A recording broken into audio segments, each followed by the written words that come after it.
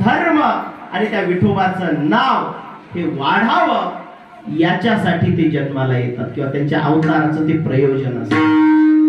सुखासाठी काय गरज आहे संतांना येण्याची? तर सुख नाही का आम्हाला संसारात? तर संसारात सुख नाहीच। संसार दुःख मूळ चहूकडे विश्रांती नाही कोठे, रात्रं दिवस तळमळ सुखाचा विचार नाही सुखाचा विचार नाही सुखाचा विचार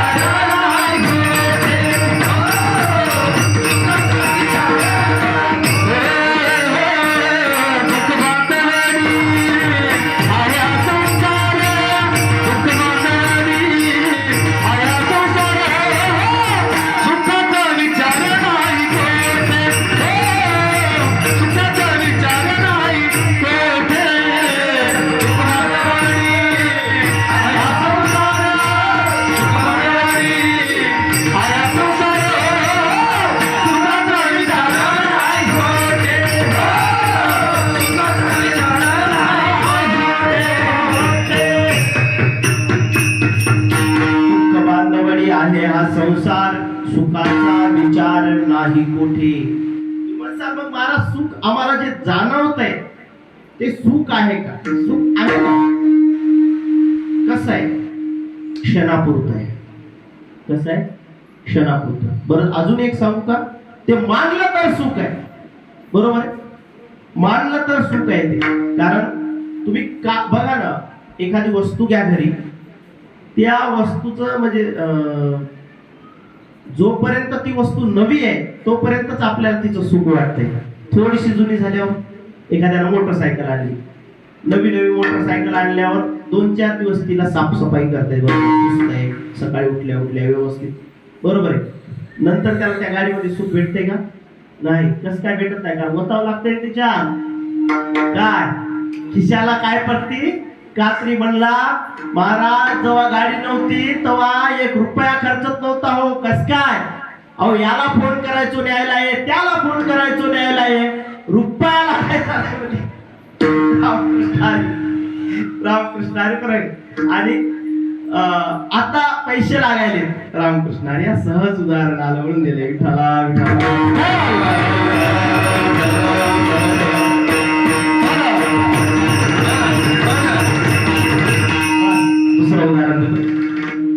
घरी म्हणजे नवीन घर बांधलं, नवीन घर बांधल्यावर किती दिवस सुख वाटते बाबा? व किरायानं होतो, त्रास होऊ लागला, आता बरं झालंय जरासं स्वतःचं घर आले, मस्त काही दिवस बाई साफसफाई ठेवती। स्वतःचं घर झाल्यावर जेवढं स्वच्छता जेवढी दुसऱ्याच्या घरात असताना करत होता, आता करता का स्वतःचं घरवाले? करता का? नाही करत का? कारण राहायचं नाही ना आता, काय त्याचं काही वाटत नाही आता। कारण का? मजल्यावर मजले चढलेत, आता काही अडचण नाही, सुख वाटणं झालं। म्हणजे सांगायचंय काय की एक गरज पूर्ण झाली की दुसरी गरज निर्माण होत असते। आमच्या अर्थशास्त्रामध्ये नियम आहे बघा, एक गरज पूर्ण झाली की दुसरी गरज, अमर्यादित गरजा म्हटले आणि मर्यादित साधने। गरजा एकदाही पूर्ण होत नाही, तुम्ही मेले तरी पूर्ण होत नाही। आणि म्हणून जोपर्यंत गरजा पूर्ण होत नाही तोपर्यंत सुख मिळत नाही। आणि हे जे सुख आहे ते शाश्वत सुख नाही ना। शाश्वत सुख फक्त एकच आहे, कोणतं?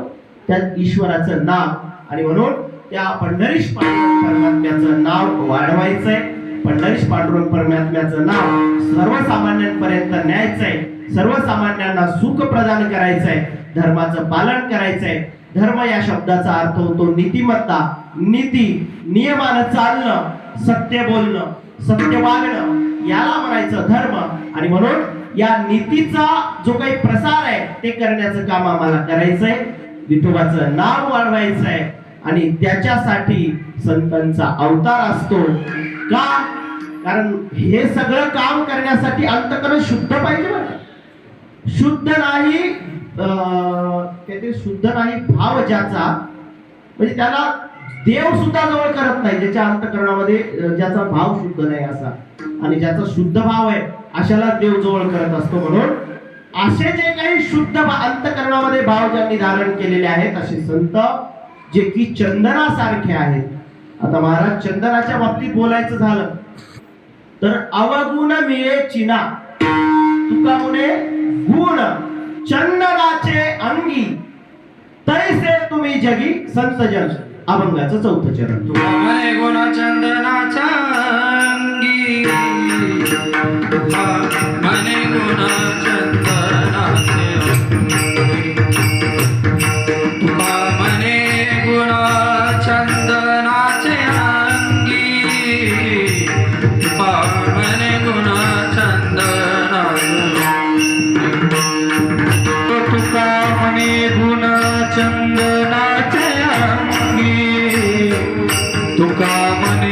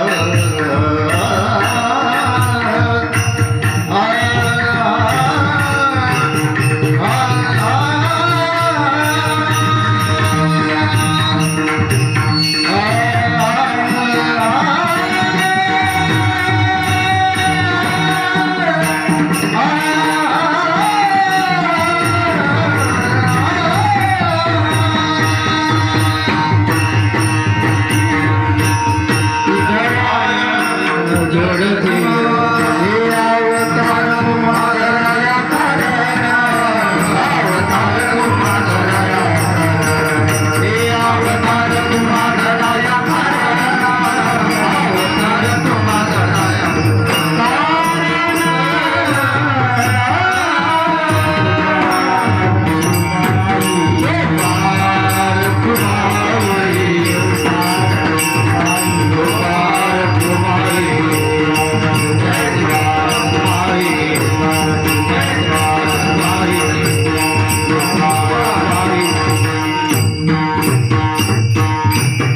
तुकाबरे गुण चंदनाचे अंगी तैसे तुम्ही जगी संत जन अवतार तुम्हा धराया कारण उद्धराया जन जड जीव तुम्ही संत जन हे चंदनासारखे आहात जो चंदनामध्ये अवघड मिळेची ना अजिबात कुठलाच एकही अवगुण नाही चंदनाची साल वाया जात नाही न मधला जो गाभा आहे तो सुद्धा वाया जात नाही आणि चंदन ज्या ठिकाणी आहे त्या आजूबाजूच्या बोरी बाबळी सुद्धा सुगंधी करतं त्या पद्धतीनं तुम्ही संतजन आहात तुमच्या समोर तुमच्या आजूबाजूला जर कोणी जड जीव आला तर निश्चितपणे त्याचा उद्धार होतो हे शाश्वत सत्य आहे आणि त्यामुळं तुम्ही त्या चंदनासारखे आहात अशा पद्धतीची उपमा शेवटच्या चरणात महाराज देतात आणि म्हणून तुम्ही आम्हाला जागवता तुम्ही आमचा सांभाळ करता आणि तुम्ही शिकवून उपकार करता आणि म्हणून या तीनही उपकारांमुळं आम्हाला तुमचे जे काही